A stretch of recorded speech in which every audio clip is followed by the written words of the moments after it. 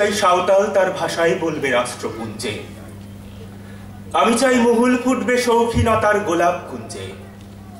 আমি চাই নেপালি ছেলেটা গিটার হাতে, আমি চাই তার ভাষাতেই গাইতে আসবে কলকাতাতে।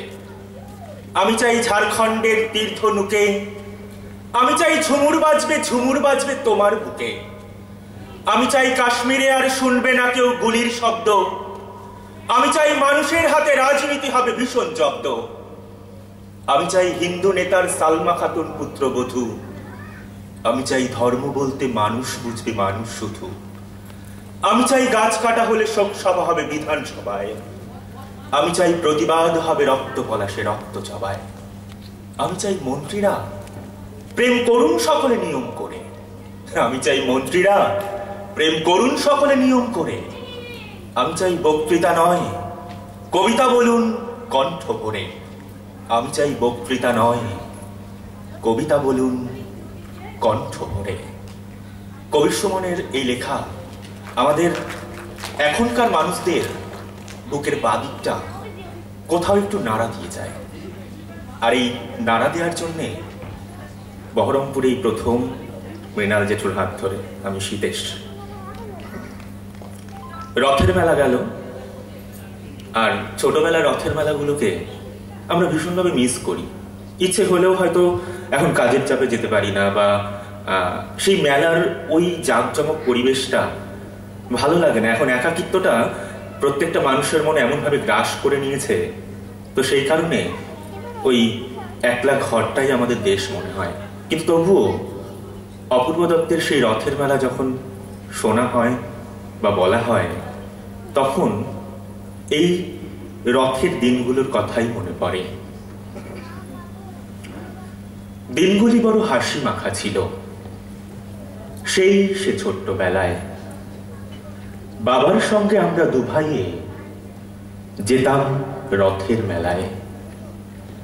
চৌধুরীদের বাড়ির লাগোয়া মাঠেতে বসত মেলা। কত কিছু ছিল, কথা বলা পাখি, রিং ট্রাপিজের খেলা। মাস্টার যোগু দুটো হাতি কাঁটা পা দিয়ে করত রান্না।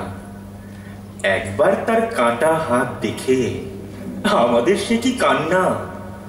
এই জন্যই ছোটদের আমি কখনো আনতে চাই না।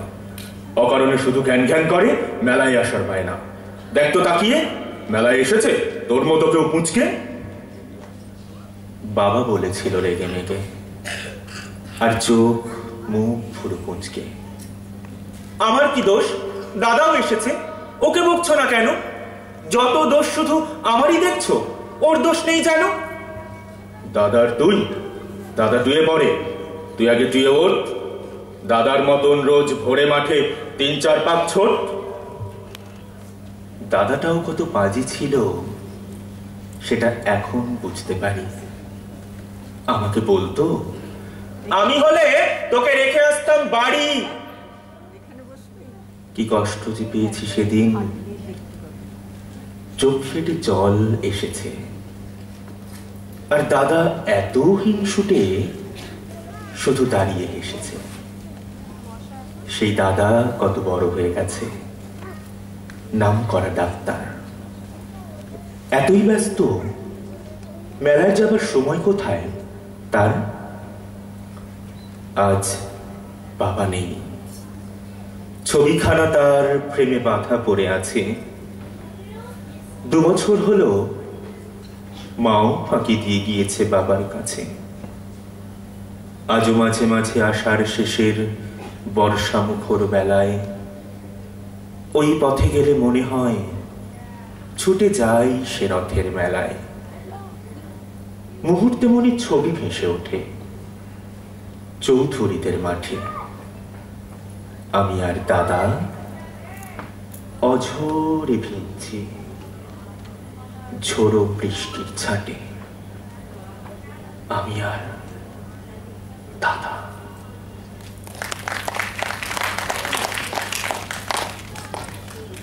গুরুদেবের কথা স্মরণ না করলে আমরা প্রত্যেকেই অসম্পূর্ণ, কৃপণ। আমি ভিক্ষা করে ফিরতেছিলেন গ্রামের পথে পথে। তুমি তখন চলেছিলে তোমার স্বর্ণ রথে। অপূর্ব এক স্বপ্ন সম লাগতেছিল চক্ষে মম। কি বিচিত্র শোভা তোমার, কি বিচিত্র সাজ। আমি মনে ভাবতেছিলেন এ কোন মহারাজ। আজি শুভক্ষণে রাত পোহালো, ভেবেছিলেন তবে আজ আমারে দাঁড়ে দাঁড়ে ফিরতে নাহি হবে। বাহির হতে নাহি হতে কাহার দেখা পেলেন পথে। চলিতে রথ ধনধান্য ছড়াবে দুই ধারে। মুঠা মুঠা কুড়িয়ে নেব, নেব ভারে ভারে। দেখি সহসা রথ থেমে গেল আমার কাছে এসে। আমার মুখপানে চেয়ে নামলে তুমি হেসে। দেখে মুখের প্রসন্নতা জুড়িয়ে গেল সকল ব্যথা।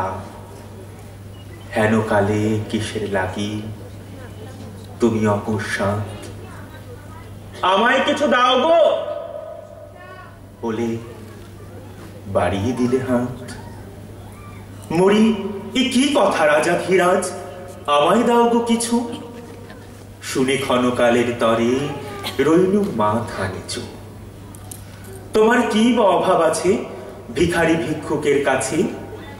এ কেবল কৌতুকের বসে আমায় প্রবঞ্চনা।